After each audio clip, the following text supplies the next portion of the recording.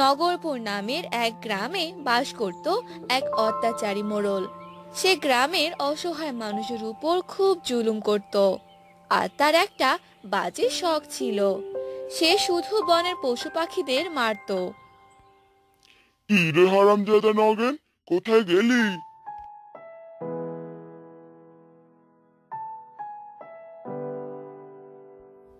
আগে মোরু সাহেব, বান্দা হাজির।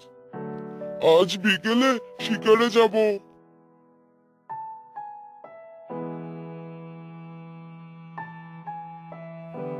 কোথায় যাওয়ার কথা হচ্ছে শুনি? অনেক দিন শিকারে যাইনি, আজ ভাবছি শিকারে যাব। তোমাকে কতদিন বলেছি, বনের ওই বোবা পশু পাখিদের এভাবে মেরো না। কি লাভ হয় বলো তো? মেয়ে মানুষ, মেয়ের মতো থাকো, একদম জ্ঞান দিতে আসবে না।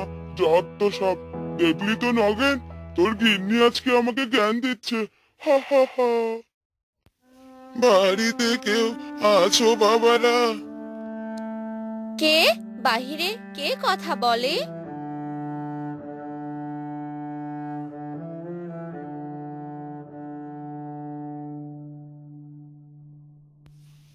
আমি গো গিন্নিমা, আমি অনেক পথ হেঁটেছি, আমাকে একটু খেতে দেবে? আমার যে বড্ড খিদে পেয়েছে, সাথে আমার এই পোষা কাকেরও। আচ্ছা সাধু বাবা, আপনি বসুন, আমি খাবারের ব্যবস্থা করছি।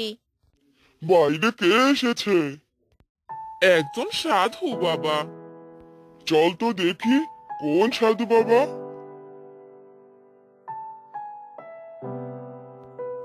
তারপর মোড়ল তার আর পেয়াদা নগেন বাহিরে আসে। এসে দেখে এক সাধু বাবা বাহিরে বসে খাবার খাচ্ছে, আর তার সাথে একটি কালো কুচকুচে কাকও রয়েছে। ছি ছি, এই ভিখারির বাচ্চাকে আমার বারান্দায় কে খেতে দিয়েছে? এভাবে চেঁচানোর কি আছে? আমি দিয়েছি। সাধু বাবার অনেক ক্ষুধা পেয়েছিল। আর ভিখারি বলছো কাকে? উনি সাধু বাবা। সাধু বাবা হোক আর যেই হোক, বাইরে নিয়ে খাবার দিলে না কেন? আমার বারান্দাটা নোংরা করে ফেললো। ছি ছি ছি। এই বলে মোড়ল সাধু বাবার খাবারগুলো তুলে ছুঁড়ে মারলো আর বলল, এই ভিখারির বাচ্চা, যা এখান থেকে, যা বলছি, আর কখনো যেন না দেখি তোকে। এটা তুমি কি করলে? লক্ষ্মীকে এভাবে ছুঁড়ে মারলে? এই পাপ ধর্মে সইবে না। চুপ করো, তুমি একদম চুপ করো। এরপর মোড়ল সে সাধু বাবাকে ঘাড় ধাক্কা দিয়ে বাড়ি থেকে বের করে দেয়। এ কথা বলে সাধু বাবা সেখান থেকে চলে যায়। আর মোড়ল বলে, ছাগলে কি না খায়, পাগলে কি না বলে। ধুর, মেজাজটাই খারাপ হয়ে গেল। এই বেটা নগেন, বিকালে রেডি থাকিস। সাহেব, গিন্নিমা মনে হচ্ছে খুব চোটে আছেন। আজকে শিকারে না গেলে হয় না?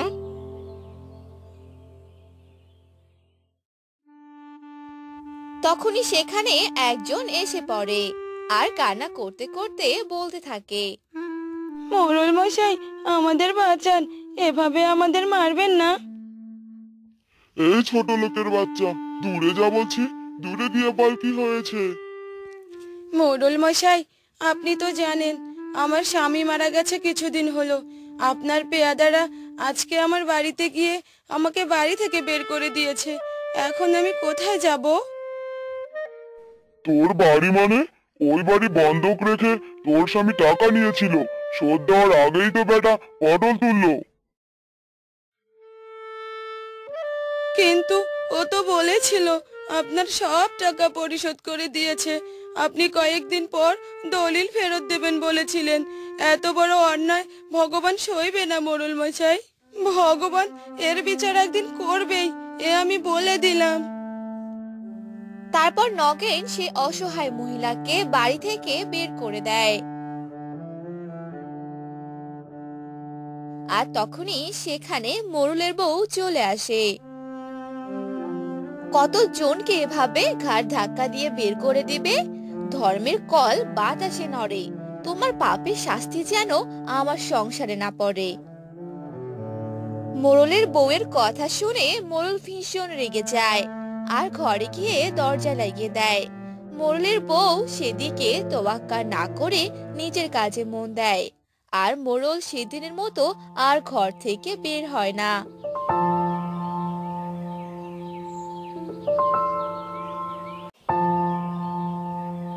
পরদিন সকালে,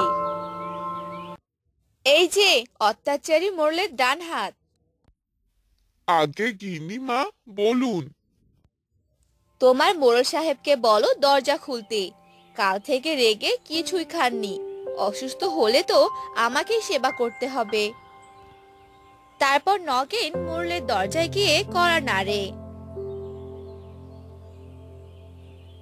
অনেকক্ষণ ধাক্কা দেওয়ার পর মোড়ল দরজা খোলে, কিন্তু দরজা খোলার পর সবাই যা দেখলো তা দেখার মোটেও প্রস্তুত ছিল না। গিন্নিমা, ও গিন্নিমা, তাড়াতাড়ি এদিকে আসুন।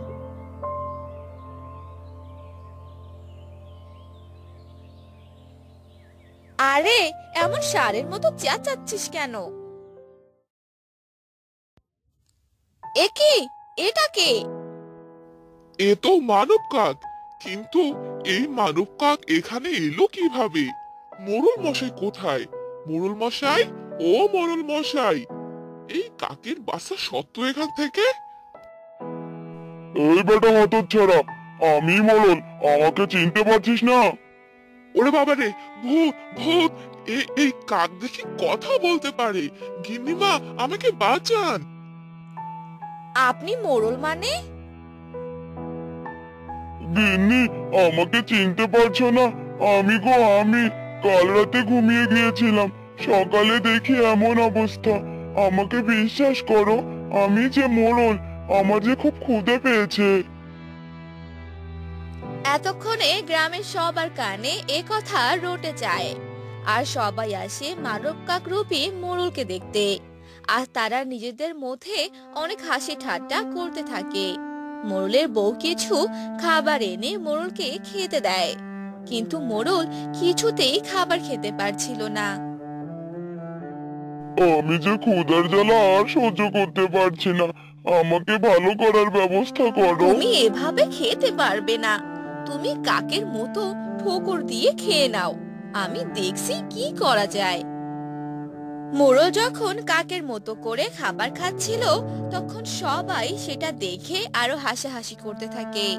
আর এদিকে মোড়লের বউ অনেক বৈদ্য ও কবিরাজের সাথে কথা বলে, কিন্তু কেউ সমাধান দিতে পারে না।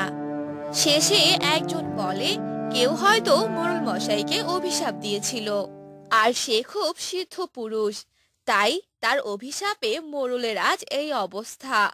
আর একমাত্র সেই ব্যক্তি পারবে এটার সমাধান করতে। চারিদিকে লোক পাঠানো হলো সেই সাধু বাবাকে খুঁজতে। অনেক খোঁজাখুঁজির পর তারা সেই সাধু বাবাকে নিয়ে আসে। সাধু বাবা, একমাত্র আপনি পারবেন আমার স্বামীকে ভালো করতে। তোমার স্বামী মানে ওই অত্যাচারী মোড়ল? কি হয়েছে তার? বাবা, সে যে আপনার অভিশাপে মানব কাকে পরিণত হয়েছে। আমার অভিশাপ নয়, এটাই তার কর্মের ফল। বাবা, আপনি ওকে ভালো করে দিন। আমি কথা দিচ্ছি আর কখনো কারো ক্ষতি করবে না। যাদের উপর জুলুম করতো আর করবে না বাবা। আপনার পায়ে পড়ছি বাবা, আমাকে আপনি শেষবারের মতো মাফ করে দিন। আমি আর কখনো কারোর সাথে খারাপ ব্যবহার করব না। তারপর মোড়ল সাহেবকে পা থেকে তুলে সাধু বাবা যজ্ঞ করতে বসে। আর যজ্ঞ করতে করতে একটি গ্রামে করিম নামে এক লোক বাস করত। সে কৃষক ছিল। সে তার জমি চাষাবাদ করে সংসার চালাতো। করিম রাস্তায় দিয়ে হাঁটতে হাঁটতে তার জমির দিকেই যাচ্ছিল। তখনই এক বৃদ্ধার সাথে তার দেখা হলো। আরে চাচা, আপনি এই সকালবেলা কোথায় যাচ্ছেন? আমার মেয়ের বাড়ি যাচ্ছি রে বাবা। অনেক দিন থেকে মেয়ের সাথে দেখা হয় না। মেয়েটারে যে খুব দেখতে ইচ্ছে করছে। তা চাচা, খালি হাতে মেয়ের বাড়ি যাচ্ছেন বুঝি? কিছু কিনবেন না? হ্যাঁ রে বাবা, বাজার থেকে কিছু কিনে নিয়ে যাব। খালি হাতে কি আর যাওয়া যায়? হ্যাঁ হ্যাঁ চাচা, খুবই ভালো কথা। তাই সাবধানে যেও। এই বলে করিম সেখান থেকে চলে গেল আর তার জমিতে গিয়ে তার ফসলগুলো দেখতে লাগলো আর বলল, বাবা, ফসলগুলো এবার দারুণ হয়েছে। এবার এমন ঔষধ দিয়েছি যে ফসল নষ্ট করার মতো কোনো পোকাই আসতে পারেনি। এরপর করিম জমির আশেপাশে হাঁটাহাঁটি করে বাড়ি থেকে চলে যায়। এভাবেই কিছুদিন চলে যায় আর তারপর করিম সবগুলো ফসল কেটে নেয় আর সেগুলো বিক্রি করে দেয়। করিম তার বউ আর মাকে নিয়েই থাকতো। তাদের কোনো সন্তান ছিল না। একদিন এবার জমিতে ভালো দেখে ফসল ফলাতে হবে, তাহলে এবারও অনেক ভালো ফলাফল পাবো। আরে, কি হলো? খাবার কি দিবে না নাকি? কতক্ষণ থেকে বসে আছি।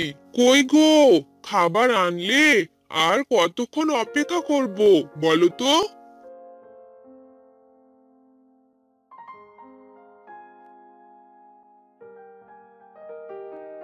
রান্না হতে একটু তো সময় লাগবেই নাকি?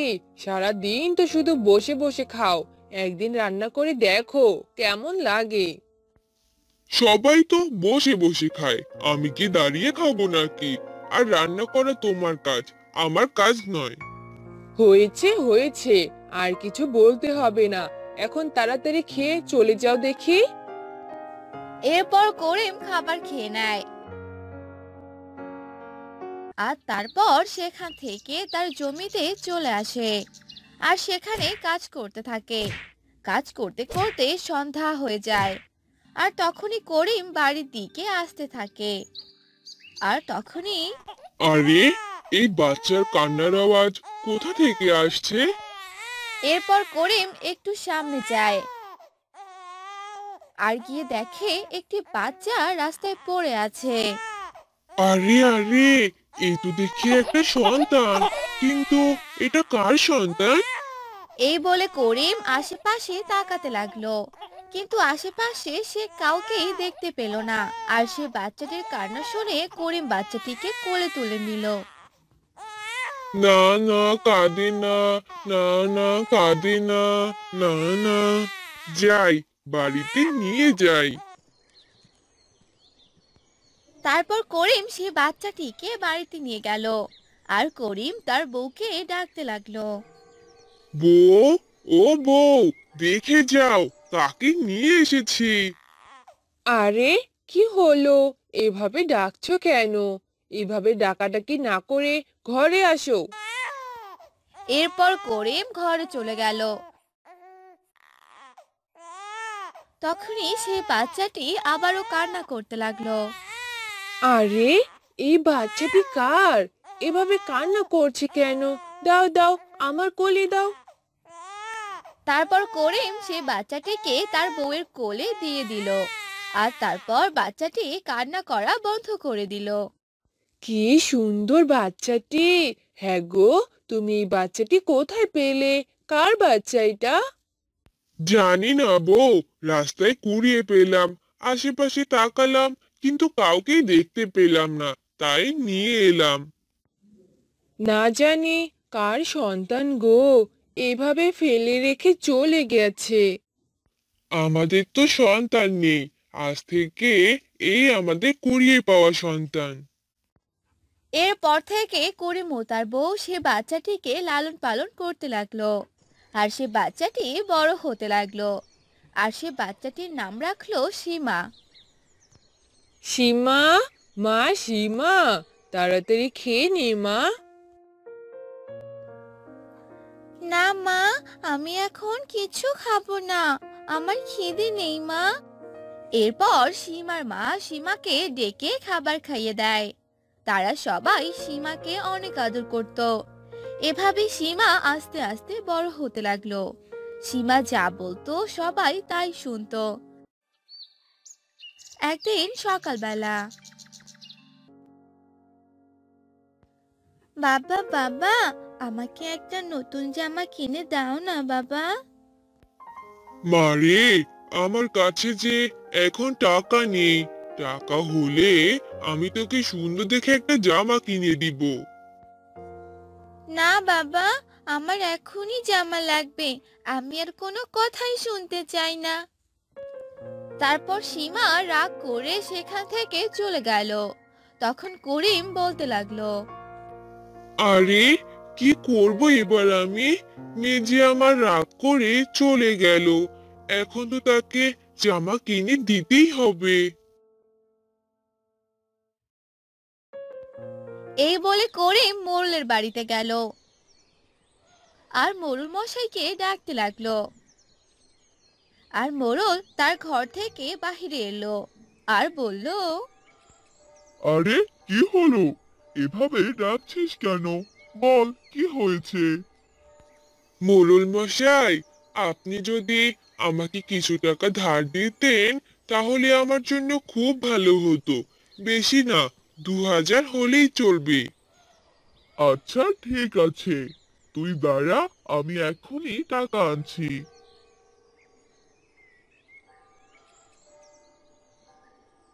তারপর মোড়ল করিমকে টাকা এনে দিল। করিম সেই টাকা দিয়ে মেয়ের জন্য একটা সুন্দর জামা এনে দিল। জামা পেয়ে সীমা অনেক খুশি হয়ে গেল। এভাবেই অনেক দিন চলে গেল। সীমাও অনেক বড় হয়ে গেল। সীমার মা বাবা সীমাকে পড়াশোনা করালো আর সীমা এখন ভালো একটি পোস্টে চাকরি করে। হ্যাঁ গো, তুমি ঠিক কথাই বলেছ। এখন আমাদের মেয়ে চাকরি করে, এখন আর আমাদের অভাব থাকবে না। তখনই সেখানে করিমের মা চলে আসে আর বলে, মেয়েটাকে তো লাই দিয়ে দিয়ে বড় করে তুলেছো, দেখো মেয়েটা পরে তোমাদেরকে চিনবে না। এসব আপনি কি বলছেন মা? আমাদের মেয়ে আবার আমাদেরকে ভুলে যাবে? হয় বৌমা, হয়।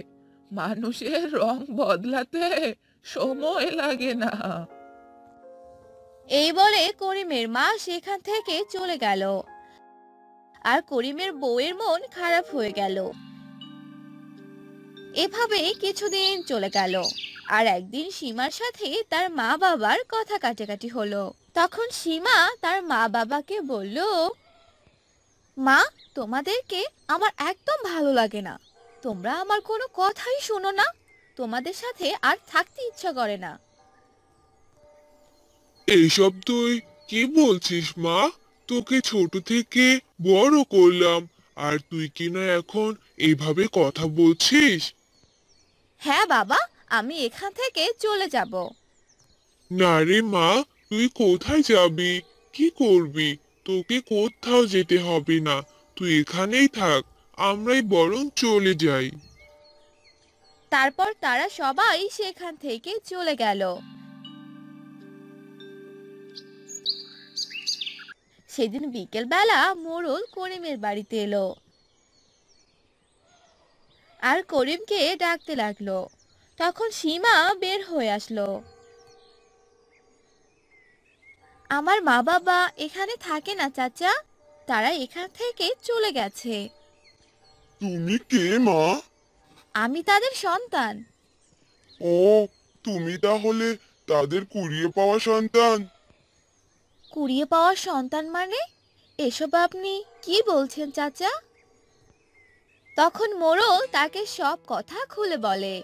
এসব শুনে সীমা কান্না করতে থাকে আর বলে, এ আমি কি করলাম যে মা বাবা আমাকে কুড়িয়ে এনে এত ভালোবাসা দিয়ে বড় করেছে, আজ তাদেরকেই আমি বাড়ি থেকে বের করে দিয়েছি।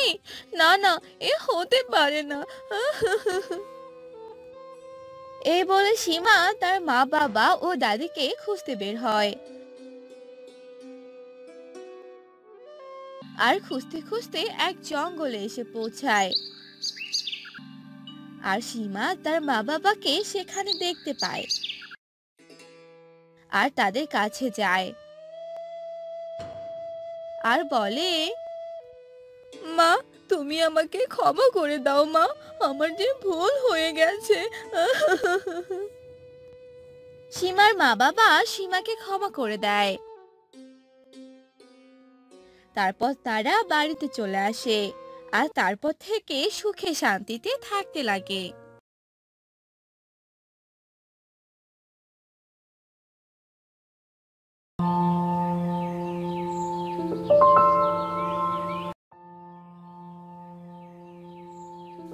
এবার বুঝি এই গরমে মরেই যাব দাদা, এত গরম যে আর সহ্য করতে পারছি না। তা তুমি মন্দ বলনি, ওদিকে আমার ছোট মেয়েটা যে অসুস্থ হয়ে পড়েছে। ছোট মানুষ সারাদিন রোদে রোদে খেলে এই অবস্থা হয়েছে। হ্যাঁ দাদা, বাচ্চাদের রোদে যেতে দিও না, জানি না ভগবান আমাদের কপালে কি রেখেছে। সে কি আর বলতে, এই গরমে যে আমার ফসলগুলোও নষ্ট হয়ে যাচ্ছে, জমিতে যে কোনো পানি নেই। কেন রে, জমিতে আবার পানি দিসনি কেন?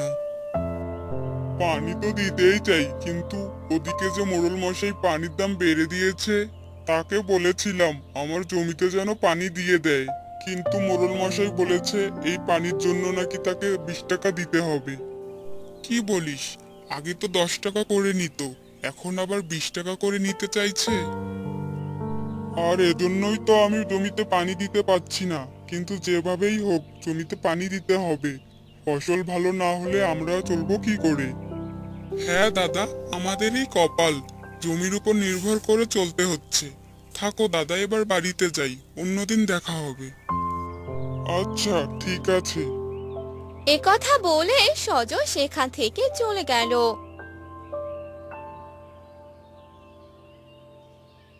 অন্যদিকে শিমুল তার জমিতে গেল।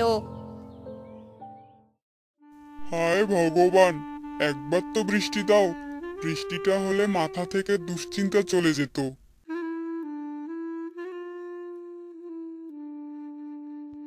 হ্যাঁ গো, এই গরমের দিনে তুমি কোথায় গিয়েছিলে শুনি? এত রোদ উঠেছে যে বাহিরে তাকানোই যাচ্ছে না। আমার কি আর ঘরে বসে থাকার কপাল আছে গো গিন্নি, চিন্তায় চিন্তায় যে মরে যাচ্ছি, চোখের পাতা যে বন্ধ করতে পারছি না, কি যে করব। এত চিন্তা করে কি হবে বলো তো? ভগবান আমাদের কপালে যা রেখেছেন তাই তো হবে। যাও, নদী থেকে গোসলটা করে আসো, তারপর খাবার খেও। এরপর শিমুল নদীতে গোসল করতে চলে যায় আর গোসল করতে থাকে। মনে হচ্ছে সারাটা দিন এই পানিতেই বসে থাকি, সব আরামই পানিতেই আছে। কিছুক্ষণ পানিতে থাকার পর শিমুল উঠে পড়ে আর বাড়িতে যায়, তারপর খাবার খেয়ে নেয়। এভাবে কেটে যায় বেশ কিছুদিন।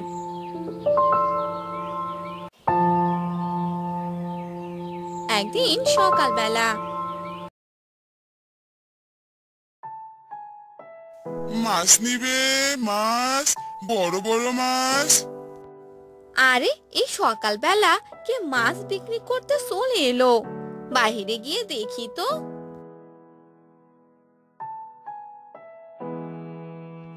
আরে ওই তো লোকটা যাচ্ছে। আরে দাদা, আরে ও দাদা, এদিকে আসুন। কি দিদি, মাছ নিবে নাকি? হ্যাঁ, ভালো ভালো মাছ আছে। কি কি মাছ আছে দাদা? এই তো দিদি, বড় বড় ইলিশ মাছ আছে, খুব সস্তায় পাবে। ওমা, ইলিশ মাছ! ইলিশ মাছ খেতে যে আমার অনেক ভালো লাগে। কই গো, কোথায় গেলে? তাড়াতাড়ি দেখে যাও। কি হলোটা কি, এভাবে ডাকছো কেন? হ্যাঁ, এই দেখো, এই দাদা যে ইলিশ মাছ নিয়ে এসেছে। হ্যাঁ গো, আমাদের জন্য কয়টা মাছ নিয়ে নাও। না না, এখন ইলিশ মাছ নেওয়া যাবে না, এখন যে ইলিশ মাছের অনেক দাম। আরে দাদা, কিসব বলছেন আপনি? ইলিশ মাছের দাম তো একদম সস্তা। এই গরমে ইলিশ মাছের দাম একদম কমে গেছে। আপনি যতগুলো ইচ্ছে নিতে পারেন। তাহলে কত করে মাছগুলো? দুইটা নিলে 5 টাকা দাম। দেখলে তো কত কম দামে দিচ্ছে এই ইলিশ। আর এই গরমের দিনে ইলিশ খেতে যে অনেক ভালো লাগবে। আচ্ছা ঠিক আছে, আমি তাহলে 2টো ইলিশ মাছ নিচ্ছি। দাদা, আপনি বরং 2টো ইলিশ মাছ দিয়ে দিন। এরপর সেই লোকটি তাদের 2টো ইলিশ মাছ দিয়ে দিল আর টাকা নিয়ে সেখান থেকে চলে গেল। আজ দুপুরে তাহলে এই ইলিশ মাছ রান্না করব। চলো এবার ঘরে যাই। তুমি ঘরে যাও আর আমি জমিতে যাই। দুপুরবেলা বাড়িতে খেতে তুমি ইলিশ মাছ রান্না করো। আচ্ছা ঠিক আছে। শিমুল তার কাজে চলে যায় আর শিমুলের বউ সব কাজ করতে থাকে। তারপর রান্না বসিয়ে দেয়। রান্না বান্না শেষ হতেই তাদের বাড়িতে মেহমান চলে আসে। আরে দাদা বৌদি, তোমরা আমার বাড়িতে? হ্যাঁ, তোমায় দেখতে এলাম। অনেক দিন থেকে তো তোমার সাথে দেখা হয় না, বাড়িতেও আসছো না। আসলে অনেক গরম তো, এই জন্য কোথাও যাওয়া হয় না। আসো আসো, তোমরা বসো এখানে। আরে বাহ, আমি তো ইলিশের গন্ধ পাচ্ছি। তুমি কি ইলিশ রান্না করেছো নাকি? হ্যাঁ বৌদি, আমি আজ ইলিশ মাছ রান্না করেছি। আমার তো ইলিশ মাছ অনেক পছন্দ। তাহলে তোমরা বসো, আমি তোমাদের জন্য খাবার নিয়ে আসি। এরপর শিমুলের বউ তার দাদা আর বৌদির জন্য খাবার নিয়ে আসে। তারা মজা করে খাবার খেয়ে নেয়। রান্নাটা বেশ দারুণ হয়েছে। তোমার হাতের খাবার খেয়ে অনেক ভালো লাগলো। হ্যাঁ, তোর বৌদি একদম ঠিক কথাই বলেছে। এবার আমরা চলি রে, আবার আসবো। তুই তোর জামাইকে নিয়ে বেড়াতে আসিস। আচ্ছা দাদা বৌদি, ঠিক আছে। তারা সেখান থেকে চলে যায়। আর কিছুক্ষণ পরেই শিমুল বাড়িতে চলে আসে। হ্যাঁ গো গিন্নি, আমায় খেতে দাও, বড্ড খিদে পেয়েছে যে। কি খেতে দেব তোমায়? কি খেতে দিব মানে? তুমি কি রান্না করনি? হ্যাঁ গো, রান্না তো করেছিলাম, কিন্তু দাদা আর বৌদি যে বাড়িতে এসেছিল তারা খেয়ে চলে গেছে। ভেবেছিলাম গরমের দিনে ইলিশের তরকারি দিয়ে খাবার খাবো, কিন্তু তা আর হলো না। আরে তুমি এত ভাবছো কেন শুনি? আমি তো একটা ইলিশ রান্না করেছিলাম আর একটা ইলিশ এখনো আছে। তুমি একটু অপেক্ষা করো, আমি তোমার জন্য রান্না করে আনছি। আরে বাহ, তাহলে তো খুবই ভালো হয়। যাও যাও, তাড়াতাড়ি রান্না করে নিয়ে আসো। এরপর শিমুলের বউ আবারও ইলিশ মাছ রান্না করে আর এই গরমের দিনে তারা ইলিশ দিয়ে খাবার খেয়ে নেয়। আহ, কি স্বাদ, পেটটা একদম ভরে গেল।